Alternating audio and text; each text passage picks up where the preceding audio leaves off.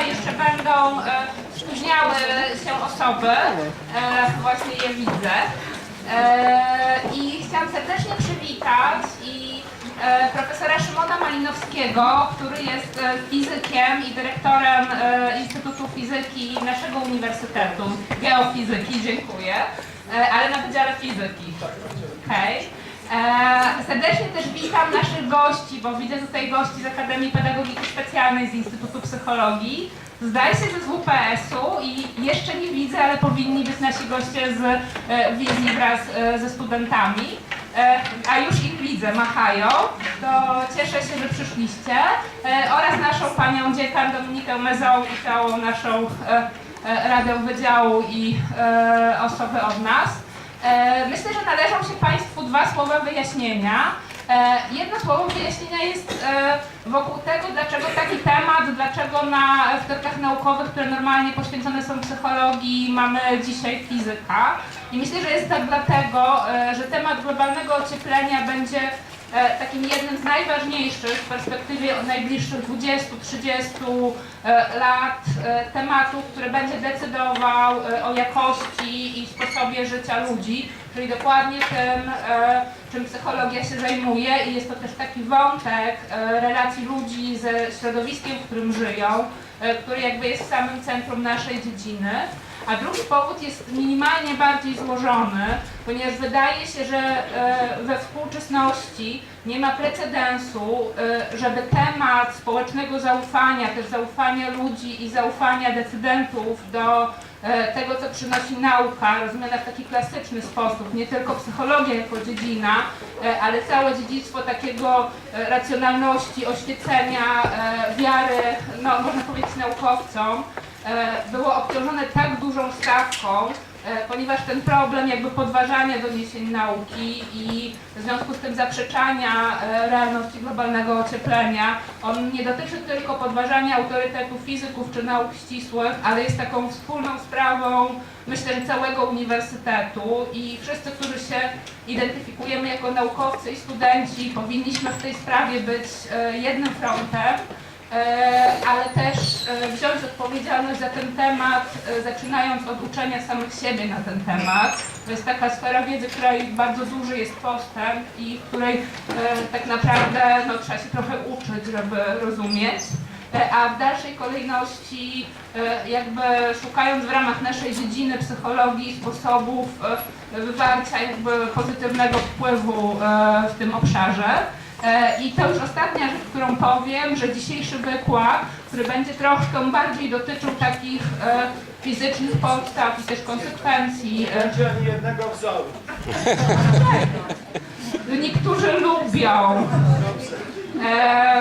To następnym razem doprecyzujemy.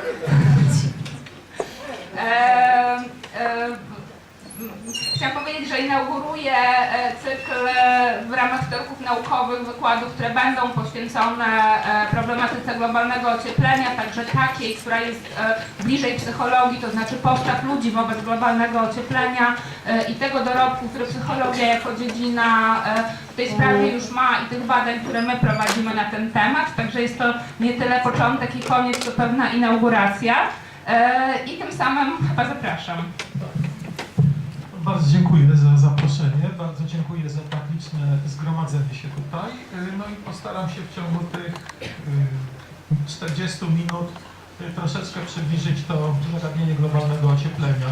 Jak Magda wspomniała, ja w zasadzie nie wiem, kim jestem, bo ja mam magisterium z geofizyki, doktora z nauk przyrodniczych, habilitację z nauk fizycznych, a profesurę z nauk o Ziemi i cały czas zajmuję się zderzeniami kropelek w chmury. Ale chmury to największa zagadka zmian klimatu, więc jestem blisko tych spraw klimatycznych, choć nie jestem klasycznym klimatologiem. I od lat z grupą przyjaciół prowadzimy stronę w internecie Nauka o klimacie. Jeżeli będą jakieś niejasności po dzisiejszym wykładzie, bardzo zapraszam na stronę i na dyskusję.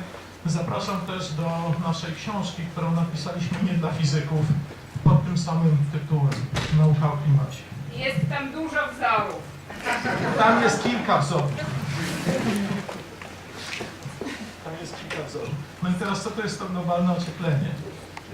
normalnie ludzie pokazują taką krzywą, co się tak pnie do góry, prawda, z temperaturami, więc ja chciałem pokazać troszeczkę inne spojrzenie na to globalne ocieplenie. Zresztą może w takiej konwencji bliskiej tego, co akurat jest w trakcie wykładu, który przerwaliśmy dla tej wypowiedzi. To, co widzimy na górze, to jest... Bierzemy sobie lądy na półkuli północnej, dzielimy na kwadraty o jakimś boku x, nie będę mówił jakim, i w ciągu 30-lecia 51,80 w każdym tym kwadracie bierzemy średnią temperaturę lata i rozkład odchyleń od tej średniej. I to, co jest widać, to jest klimat nad lądami półkuli północnej, czyli tam, gdzie żyje większość osób. Klimat, a w każdym bądź razie rozkład temperatur, odchyleń od lata. W latach 51,80 to jest sytuacja, tą, którą tutaj obok widzimy, mniej więcej ostatniego dziesięciolecia. Proszę zauważyć, co się stało. Rozkład temperatur zmienił się zupełnie drastycznie. Po pierwsze, średnia przesunęła się dosyć istotnie. Po drugie, to, co się przesunęło, to się przesunęły ogony. Zdarzenia, które kiedyś były kompletnie nieprawdopodobne, powyżej 3 sigma, w tej chwili to już jest 14,5% przypadków. Natomiast ogon, sam koniec ogona, że tak powiem, po stronie niskich temperatur prawie zbiega się z tym, co było kiedyś. Prawdopodobieństwo jest mniejsze, natomiast możliwość wystąpienia bardzo niskich temperatur, odchyleń od średniej, jest cały czas taka sama. Także to jest to, co już obserwujemy. To nie są żadne wyniki modelowania czy czegokolwiek. To, co mamy w tej chwili, to jest zupełnie co innego niż było kilkadziesiąt lat temu. To znaczy za pamięci nas trochę starszych, tak? Ja regularnie zimą grywałem w hokeja na WF-ie, bo wylewało się lodowiska, w każdej szkole były lodowiska. Teraz jest zupełnie to nie do pomyślenia. No i teraz, skąd takie rzeczy biorą się w ogóle, jak działa system klimatyczny albo systemy klimatyczne wszystkich planet? Planet to znaczy takich ciał, które mają zaniedbywalne źródła energii w środku wewnątrz. Otóż źródłem energii dla każdej planety jest gwiazda, dla nas Słońce, prawda? I w postaci promieniowania pewna strumień energii dociera do planety i jest przez nią absorbowany. No, gdyby nie było tego promieniowania, planeta miałaby temperaturę bliską zero bezwzględnego. Tam 2 Kelviny z kawałkiem, prawda, średnią temperaturę wszechświata, ale ponieważ absorbuje promieniowanie, jej temperatura rośnie. Każde ciało promieniuje, każdy z Państwa promieniuje, to promieniowanie elektromagnetyczne, które wysyłamy, zależy od naszej temperatury, nazywa się promieniowaniem termicznym planety, znane było już przez Fouriera, postulowane w latach 20. XIX wieku. Natomiast to jest to, co Max Planck opisał w postaci słynnego prawa Plancka promieniowania ciała doskonale czarnego. I temperatura ciała rośnie i ono też zaczyna wysyłać promieniowanie w innych długościach fal. I tak długo, jak strumień promieniowania przychodzącego i wychodzącego jest taki sam, temperatura ciała się nie zmienia. Jeżeli z jakiegoś powodu zmieni się strumień jeden albo drugi, no to temperatura ciała będzie się adaptować, tak żeby te strumienie się zbilansowały. Jeżeli ilość strumień energii, który przychodzi od Słońca, jest większy niż który ucieka w kosmos, temperatura Ziemi rośnie, spada, gdy strumień jest mniejszy. To jest dokładnie to samo, co za chwilkę dam przykład. I teraz z zacieplaniem domów stropionych. Dobrze. Ale jest takie pojęcie wymuszenia radiacyjnego, bo w zasadzie planeta cała zależy od promieniowania, strumieni przychodzących i wychodzących. No i właśnie kwestia zmiany tych strumieni energii, proszę zobaczyć, wysokie strumienie energii, wysoka temperatura planety, niskie strumienie energii, niska temperatura planety, nazywa się wymuszeniem radiacyjnym. Jak wygląda wymuszenie radiacyjne od Słońca przez ostatnie kilka tysięcy lat? To jest ostatnie kilkaset lat, gdzie możemy je zrekonstruować na podstawie obserwacji plam słonecznych od wynalazku teleskopu przez Galileusza. Możemy zobaczyć, że strumień energii docierającej na górną granicę atmosfery na metr kwadratowy od Słońca wynosi 1361 watów na metr kwadratowy teraz. Kiedyś minimum Maundera było 1360, czyli zmiany tego strumienia promieniowania to jest 1 promil, około 1 watt na metr kwadratowy, odpowiada fluktuacji temperatury planety o 1,1 Kelwina. Mamy inne rekonstrukcje sięgające kilku tysięcy lat wstecz, które pokazują, że te zmiany są stosunkowo niewielkie. Nalegość planety, która dociera, promieniowania, która dociera od Słońca, zależy nie tylko od tego, jak Słońce grzeje, ale jak daleko jest Ziemia od Słońca i w jaki sposób jest odbijane promieniowanie słoneczne przez powierzchnię Ziemi. Więc są takie słynne cykle Milankowicza, cykle orbitalne, zmiany kształtu orbity Ziemi, nachylenia osi Ziemi i tak dalej, związane przede wszystkim z wymuszeniami od Jowisza i Saturna grawitacyjnymi, które mają okres około 100 tysięcy lat. No i znowu, fluktuacje w dopływie energii słonecznej odpowiadają zmianom temperatury planety o 0,2 Kelwina. To, co w tej chwili obserwujemy przy powierzchni Ziemi, no to jest już 1,2 Kelwina od epoki przedprzemysłowej. Poza tym jakoś gwałtownie się ta aktywność słoneczna w tym okresie nie zmieniła. Widzieliśmy całe te fluktuacje, które się dzieją, tak? Więc wiemy z kolei, że niedawno geologicznie występowały bardzo duże zmiany temperatury planety. Co znaczy duże? No, średnia temperatura globu o 5 stopni chłodniej to jest 2 km lodu nad północną Polską. Amplituda temperatury pomiędzy epokami lodowcowymi a interglacjałem to jest około 5 stopni. No dobrze, są dwa ciała niebieskie, które dostają tyle samo promieniowania od Słońca. One są obok siebie, tak? Widzimy, co to za ciała. Ziemia i Księżyc.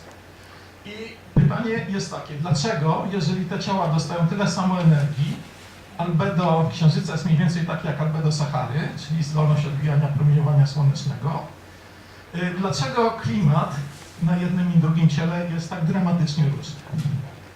Otóż jest kilka powodów, dla których tak się dzieje. Jeżeli zobaczymy to, co różni atmosferę, widać tutaj Ziemię od Księżyca, widać tutaj na tych dwóch obrazkach. Na jednym obrazku widzimy ogromny ocean, pokrywający dużą część globu. Nie ma wody na Księżycu, nie ma oceanu. I druga część, być może ważniejsza, być może nie, zależy jak na to patrzeć, to jest to, że Ziemia ma atmosferę. Jak gruba jest atmosfera?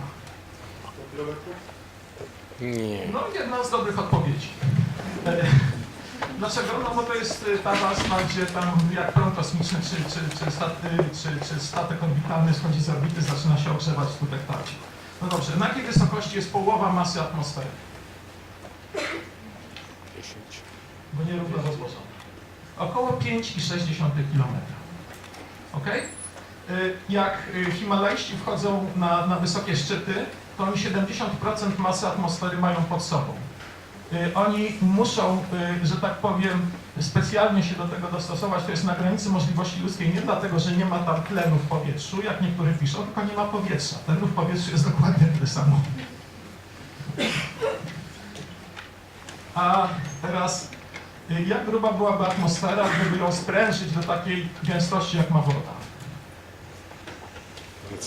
Może ktoś słyszał o prawie Pascala ciśnienia. Ciśnienie atmosferyczne 1000 hektopaskali odpowiada 10 metrom słupa wody. Czyli gdyby sprężyć atmosferę do tej gęstości, jaką ma woda, to miałaby 10 metrów. Dobra, to teraz porównajmy sobie z ilością wody w oceanie. Średnia głębokość oceanu jest 4 km. Ocean pokrywa 3/4 globu, czyli gdyby wodę rozsmarować równo po globie, byłoby 3 km. To tak dla określenia uwagi. I ta cienka warstwa atmosfery, którą mamy tutaj, odpowiada 10 metrów wody, powoduje, i także ta woda w pewnym stopniu, ale dlatego, że jest bezładna termicznie, powoduje, że klimat na powierzchni planety jest zupełnie inny Ziemi niż na powierzchni Księżyca. I to zjawisko, które jest związane znowu, jest związane tylko z gazami, które stanowią malutki ułamek masy atmosfery. 400 ppm, 400 cząstek na milion cząstek powietrza, to jest dwutlenek węgla. Para wodna, najważniejszy gaz cieplarniany, jest 1200, 1400 na milion. No i po lewej mamy sytuację jak na Księżycu. Strumień promieniowania pochłaniany jest równy strumieniowi promieniowania emitowanemu. No i to mówi o temperaturze powierzchni Księżyca, która zresztą bardzo się zmienia, bo w okresie 28 dni zmienia się, że tak powiem, oświetlenie Księżyca.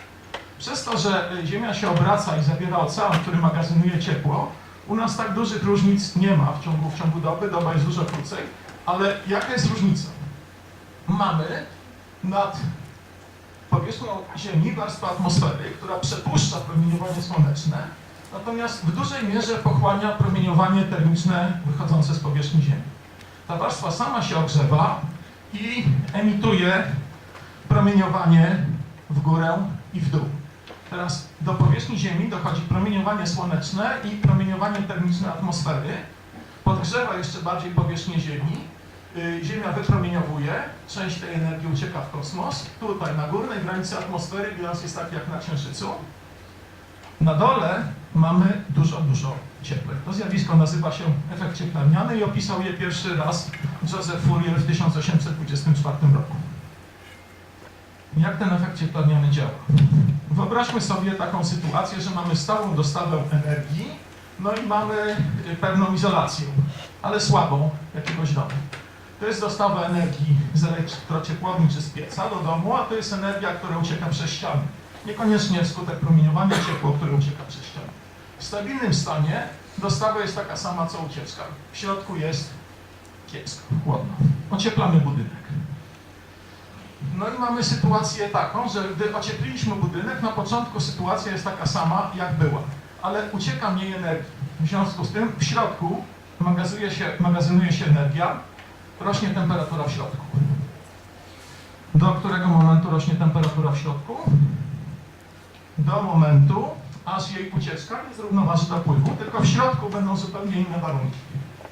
Na zewnątrz i w środku jest taki sam bilans energetyczny, na początku i na końcu. Natomiast przez to, że zmagazynowała się energia wewnętrzna, wewnątrz budynku, temperatura jest miarą energii wewnętrznej, w budynku jest cieplej. Dokładnie tak samo działa temperatura planety. No i teraz co się dzieje z tymi gazami cieplarnianymi, które utrudniają, czyli budują izolację wokół planety, utrudniają ucieczkę ciepła. No otóż to, co widać, to są zapis z Mauna Loa, dostępny na stronach Scripps Institute of Oceanology. To jest roczny cykl fluktuacji koncentracji dwutlenku węgla na półkuli północnej. Latem jest, znaczy w maju jest największy, po zimie, kiedy nie było wegetacji, która pochłania dwutlenek węgla. Na późną jesienią jest najniższe fluktuacje. Widzimy wzrost. Kiedyś za czasów Fouriera to było około 280 ppm.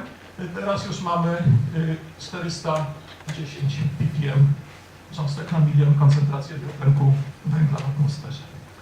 Skąd się ten dwutlenek węgla w atmosferze bierze? Pierwszy z dowodów, który pokazuje na to, że my jesteśmy sprawdzami, to jest normalny bilans węgla. Robimy od lat, bardzo łatwo nam jest określić bilans węgla, to znaczy w przyrodzie. Można sobie stosunkowo łatwo określić, ile węgla spalamy, bo wiemy, jakie jest wydobycie paliw kopalnych, a całe paliwa kopalne służą do tego, żeby je spalić i zamienić w dwutlenek węgla, prawda? Wiemy także, jak spada zalesienie, czy masa roślinna, biomasa. To są nasze emisje do atmosfery, emisje z jakichś stałych źródeł, to znaczy tego dwutlenku węgla. Tutaj są jednostki w gigatonach, czyli w tysiącach ton, przepraszam, w milionach ton dwutlenku węgla na rok. Emitujemy w tej chwili razem z wylesianiem i spaleniem paliw kopalnych około 42 gigatony węgla. No i to jest, gdzie ten węgiel ląduje. Ten węgiel, który był kiedyś w skałach osadowych, myśmy wyciągnęli go z tych skał osadowych, spalili z tlenem z atmosfery. No więc znakomita większość ląduje w atmosferze, ale część rozpuszcza się w oceanie, powodując, że wody oceaniczne robią się coraz bardziej kwaśne, a część jest jednak magazynowana przede wszystkim w organizmach glebowych. To jest najtrudniejsza do zbadania część tego całego układu. I teraz dwutlenek węgla jest długo żyjącym gazem cieplarnianym. Co to jest długo żyjący, zaraz powiem. Przybywa go coraz bardziej, czyli budujemy, że tak powiem, ocieplamy tą naszą planetę, no to w środku przy mniej więcej stałej dostawie ciepła od Słońca, co widzieliśmy na początku, te fluktuacje są bardzo niewielkie, robi się coraz cieplej. Mamy do tego taką sytuację, jak właśnie w tym domu, który aktualnie okładamy styropianem. To znaczy, jeżeli sobie popatrzymy na bilans energii, to jest bilans energii 1 m² powierzchni planety. To jest 4 razy mniej niż ta stała słoneczna, o której mówiliśmy, bo Słońce oświetla przekrój Ziemi, a kula ma powierzchnię 4 razy większą, czyli na powierzchnię planety przypada 1/4 tego, co na powierzchnię przekroju. Nie będę mówił szczegółowo o tym całym bilansie, ale to jest ile przypada do Ziemi. Mniej więcej z połowa tego jest pochłaniana przez powierzchnię morza. Spora część jest odbijana przez chmury. Państwo widzą, dlaczego to, co robię, jest dosyć ważne. Ziemia się ogrzewa, promieniuje. Atmosfera nie jest jak jednorodna szyba. Troszeczkę tego promieniowania z powierzchni Ziemi wychodzi w kosmos. Większość jest pochłaniane w atmosferze, wraca z powrotem do powierzchni Ziemi. To jest efekt cieplarniany. To jest, proszę zobaczyć, 2 razy więcej niż bezpośrednio od Słońca. Jak Państwo nie wierzą, to zapraszam do nas na dach budynku Wydziału Fizyki, gdzie to po prostu mierzymy na co dzień, są dane też dostępne w sieci. Jest jeszcze trochę tak, że ogrzewa się powietrze od powierzchni Ziemi, wszystkim znana konwekcja, a także paruje woda z powierzchni Ziemi. Podczas parowania woda zamienia się w parę, czyli zabiera energię, po czym kondensuje w kropelki wody w atmosferze, oddaje ciepło. Jeżeli kropelki wypierują, zabiorą z powrotem ciepło, ale jeżeli wypadną w postaci deszczu, to ciepło w atmosferze zostanie. Czyli ilość opadu w atmosferze jest proporcjonalna do ilości energii, jaką tą drogą dostała się do atmosfery. To jest bardzo prosta zależność. No i co wychodzi nam z tych wszystkich obserwacji? Wychodzi nam właśnie nierównowaga, że więcej Ziemia absorbuje niż emituje. Co zgadza się właśnie z tym obserwowanym wzrostem temperatury. No i gdzie Ziemia lokuje tą nadwyżkę energii? 0,6 W na metr kwadratowy rocznie, tak, to jest średnia nierównowaga energetyczna. Otóż lokuje to przede wszystkim w oceanie. Dlaczego? Ocean pochłania bardzo dobrze promieniowanie słoneczne. Chmury, lód odbijają silnie, dużo mniej zostaje. Woda się częściowo, choć niezbyt mocno miesza w tym oceanie. Tej wody jest bardzo dużo w stosunku do powietrza. Są mechanizmy transportu w głąb oceanu i jeszcze ciepło właściwe wody jest 4 razy większe niż ciepło właściwe powietrza. Więc to jest największy magazyn energii. Dlaczego nie powierzchnia lądu? Państwo dobrze wiedzą, dlaczego nie. Państwo wyjdą latem na plażę, jak grzeje słońce, jest gorący piasek, jak Państwo poruszają nogą i rozgarną ten piasek, już jest dużo chłodniej. Przewodnictwo ciepła w głąb jest bardzo, bardzo słabe. Natomiast tutaj promieniowanie słoneczne jest pochłaniane w bardzo grubej warstwie oceanu, kilkudziesięciu metrów, a do tego miesza się i jest rozprowadzane w głąb. Skąd my to wszystko wiemy? Teraz o oceanie wiemy prawie wszystko i właśnie możemy tak naprawdę mierzyć globalne ocieplenie i najlepiej to globalne ocieplenie mierzy się nie w atmosferze, tylko w oceanie. Pływa po oceanie około 4000 takich próbników, które wyglądają jak gaśnica i działają w ten sposób, że mają ruchome denko. Bardzo małej ilości energii potrzebują. Jak troszeczkę to denko wejdzie do środka, to cała gaśnica robi się cięższa od wody i tonie na zadaną głębokość, po czym wędruje z prądem morskim na tej wysokości, po zadanym czasie nurkuje w głąb, wypływa, robiąc pomiary temperatury zasolenia na powierzchnię, nadaje dane satelitarnie, nurkuje z powrotem. Mamy informacje o prądach morskich, mamy informacje o tym, jaka jest temperatura i jest ciepła w oceanie. To jest wszystko na bieżąco, każdy może te dane na żywo obserwować, dostępne na stronach. No i to, co obserwujemy, na Ziemi zgadza się z tym bilansem energii obserwowanym z orbity na górze. To jest najważniejsza rzecz. Mamy dwa zupełnie niezależne pomiary, w zupełnie inny sposób robione, na zupełnie innych zasadach fizycznych, które potwierdzają to wszystko bardzo dobrze. No dobra. Jakie są jeszcze inne dowody, że my tego dwutlenku węgla produkujemy coraz więcej? No, jest cała sieć pomiarowa, zresztą czujniki koncentracji dwutlenku węgla nie są bardzo trudne do zrobienia, ale na przykład jeżeli wydobywamy paliwa ze skał kopalnych i spalamy węgiel, to zachodzi reakcja C plus O2 równa się CO2, powinna spadać ilość tlenu w powietrzu. No i spada. Oczywiście, ponieważ tego dwutlenku węgla jest bardzo mało w stosunku do tlenu, te spadki są bardzo trudno mierzalne. Ale to nie jest tak, że wulkany na przykład, czy cokolwiek dorzuca dwutlenku węgla do powierzchni Ziemi, bo wtedy nie spadałaby ilość tlenu, tak? W stosunku do azotu.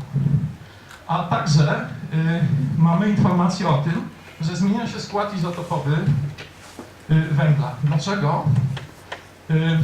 No bo węgiel ma dwa trwałe izotopy, C12, najbardziej popularny, i C13, którego jest około 1%. I okazuje się, że we wszystkich materiach, w całej materii organicznej, we mnie, w Państwu, tutaj w podłodze, w tych drewnianych krzesełkach na sali i tak dalej, jest więcej C12 do C13 niż w materii nieorganicznej, bo podczas procesu fotosyntezy rośliny wolą, to jest związane z kinetyką reakcji chemicznych, przyswajać C12. Więc we wszystkich paliwach kopalnych jest też więcej C12, no bo one powstały z roślin i z tej materii organicznej. Jak pompujemy do atmosfery te węgiel ze spalania paliw kopalnych, spada nam udział C12 w węglu atmosferycznym i to jest wszystko proporcjonalne do wydobycia węgla.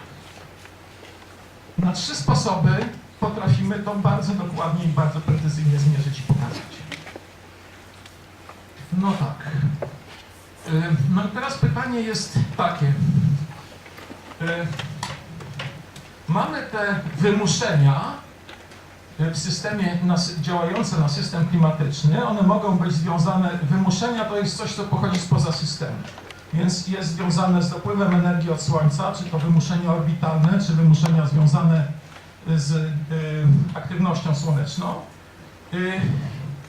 Mamy wymuszenie spoza systemu klimatycznego, czyli nasze kopanie czegoś, co jest zamknięte od milionów lat w skałach kopalnych i spalanie tego i wpuszczanie do dwutlenku węgla. To są wymuszenia.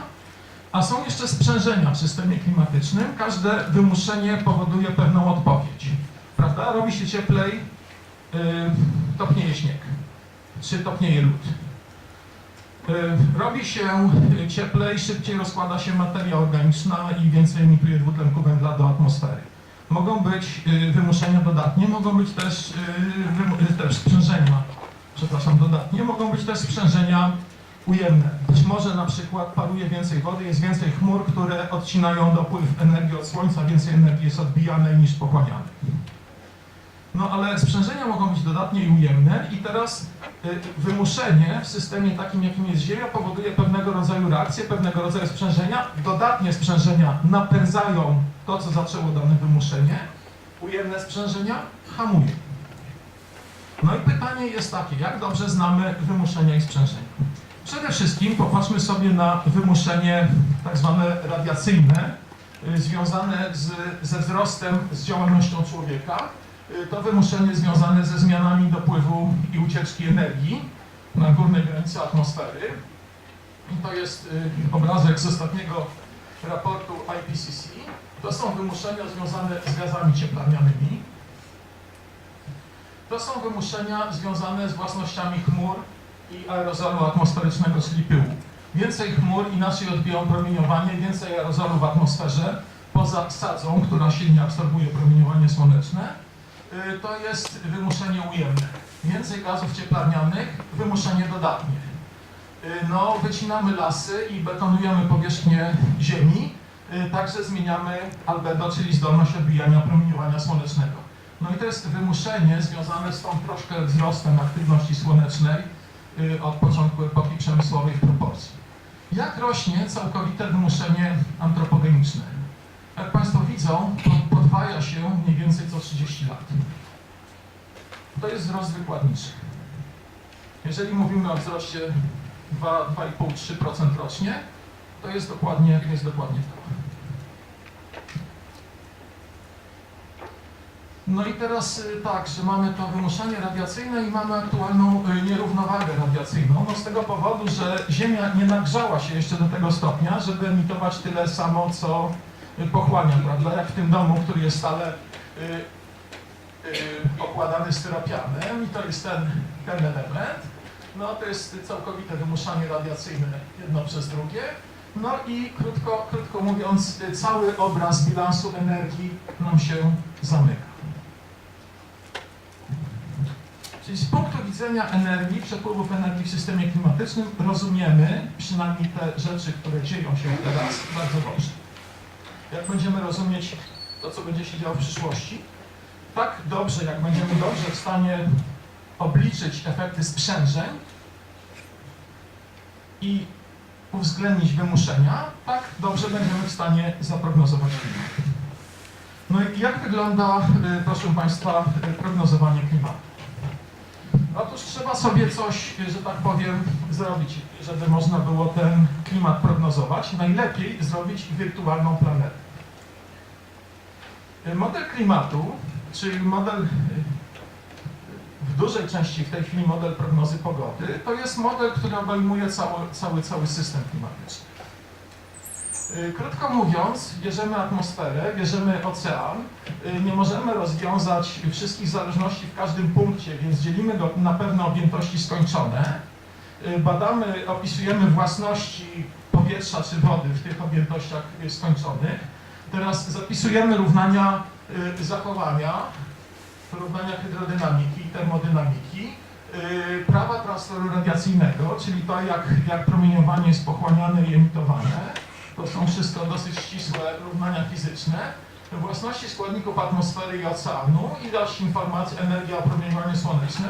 No i trochę rzeczy, które musimy w sposób uproszczony opisywać. Oddziaływanie w podłoże, przemiany chemiczne i tak dalej, które zachodzą w atmosferze, oceanie. Na przykład musimy uwzględniać, ile liści jest, jaka jest zieleń, jaka jest pora roku, czym jest pokryta powierzchnia Ziemi i tak dalej, 100 000 rzeczy. To wszystko zamykamy w układ równań. No i teraz mamy układ równań, który musi spełniać pewne własności matematyczne. Potem musimy, ponieważ są twierdzenia o tym, że przynajmniej te podstawowe równania hydrodynamiki,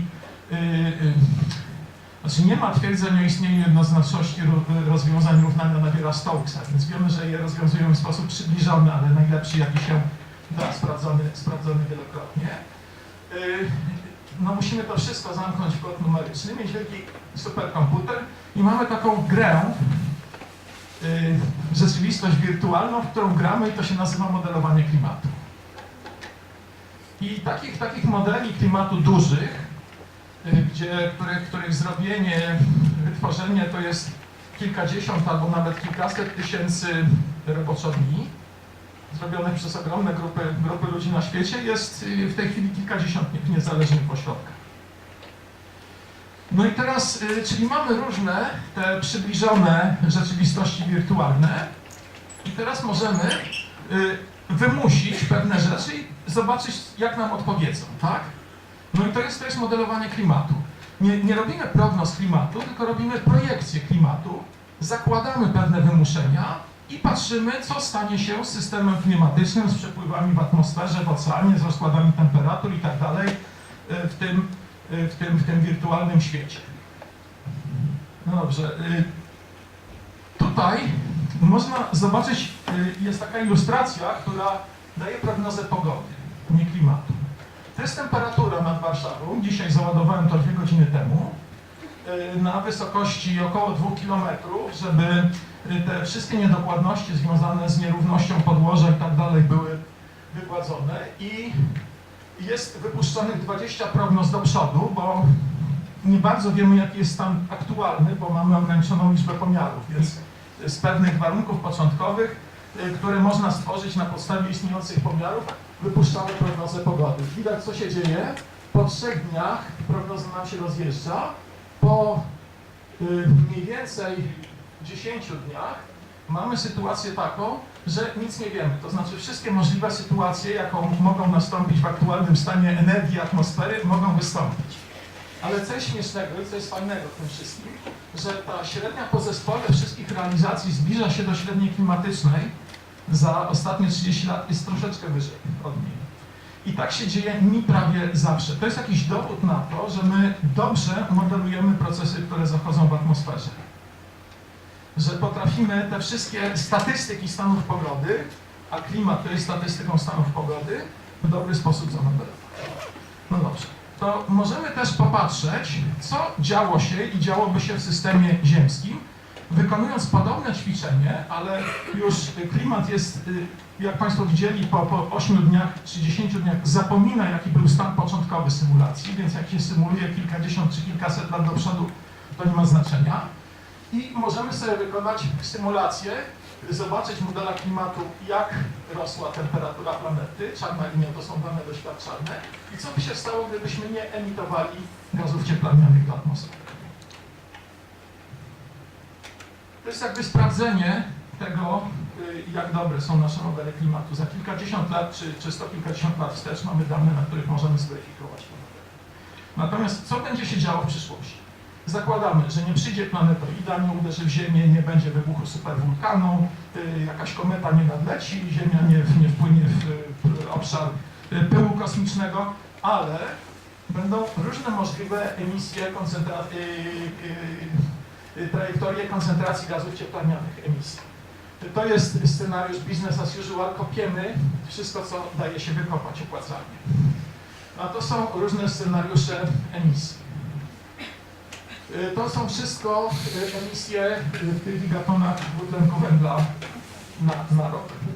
No i teraz, w zależności od tych scenariuszy emisji, możemy sobie obliczyć, jak zmieni się temperatura planety.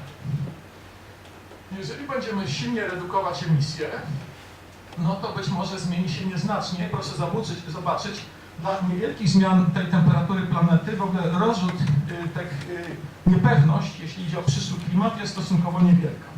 Natomiast jeśli planeta zmieni się bardzo, to oczywiście w tych naszych wirtualnych rzeczywistościach my nie bardzo wiemy, jak będą działały pewne elementy, co się stanie w przyszłości, czy to, co założyliśmy o powierzchni Ziemi i tak dalej, będzie dobre, i rozrzut jest bardzo duży niepewności. No i teraz, proszę Państwa, no to jest porozumienie paryskie.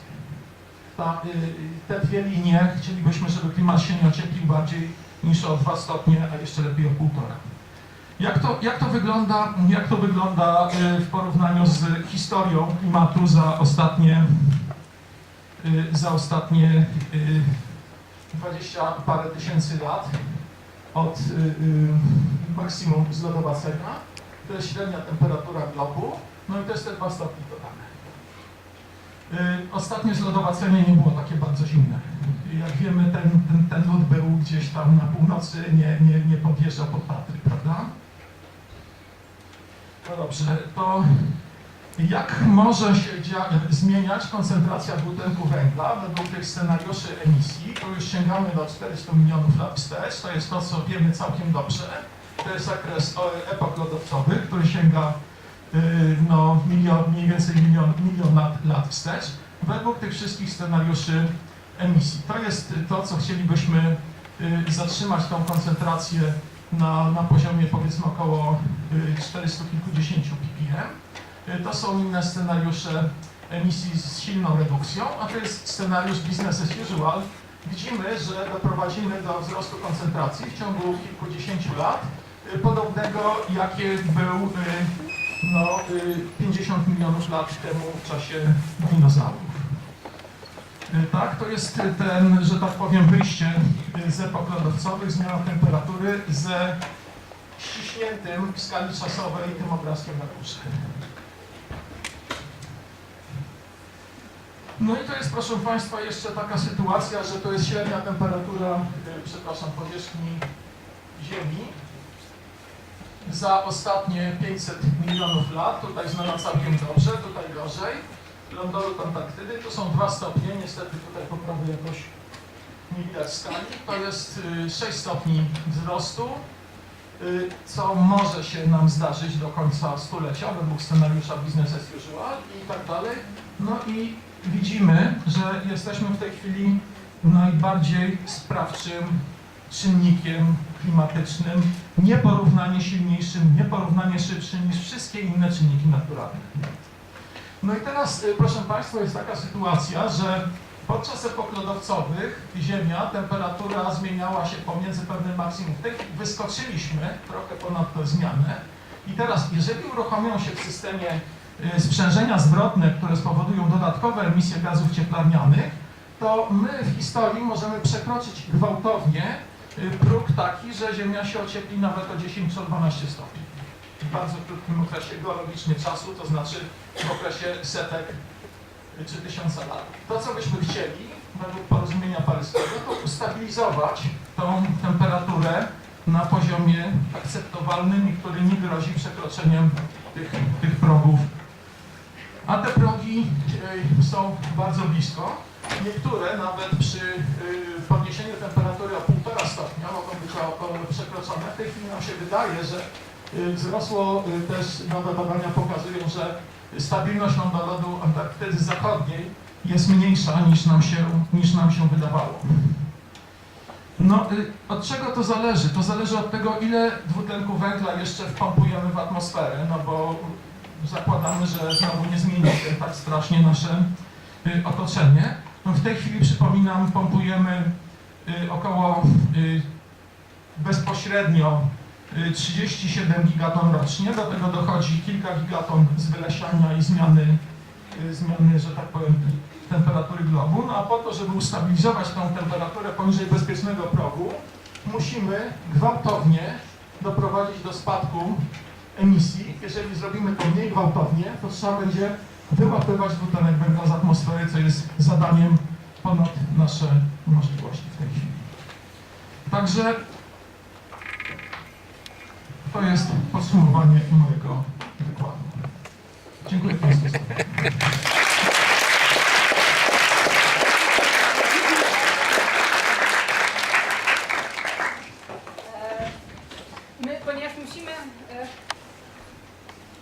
Ponieważ musimy oddać tą salę na wykład ze statystyki, to na część dyskusyjną zapraszam wszystkie chętne osoby do sali Rady Wydziału, to jest na drugim piętrze w tamtej części budynku, na końcu korytarza.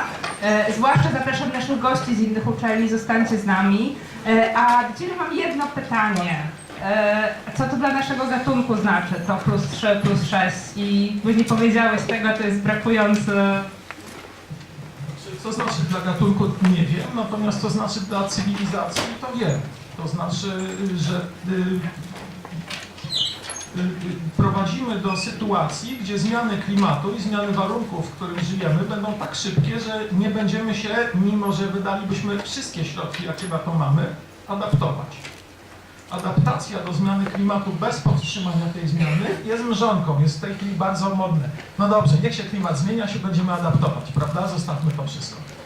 To jest po prostu nie do zrobienia z tego, że mamy cały czas tą nierównowagę. Już to, co wpompowaliśmy do atmosfery do tej pory, gwarantuje nam dalszy wzrost temperatury. Jeżeli będziemy pompować coraz szybciej, a Państwo widzą, że to pompowanie odbywa się coraz szybciej, no to sytuacja będzie kompletnie nie do opanowania, nie tylko dla nas, ale dla znacznej części ekosystemów. A my bardzo zależymy od tych ekosystemów, bo one pozwalają nam produkować żywność i w ogóle żyć w jakimś świecie. Także Państwo sobie mogą sami odpowiedzieć, co to dla nas znaczy. To numer tej sali jest 74 i serdecznie zapraszam wszystkich, którzy chcieliby porozmawiać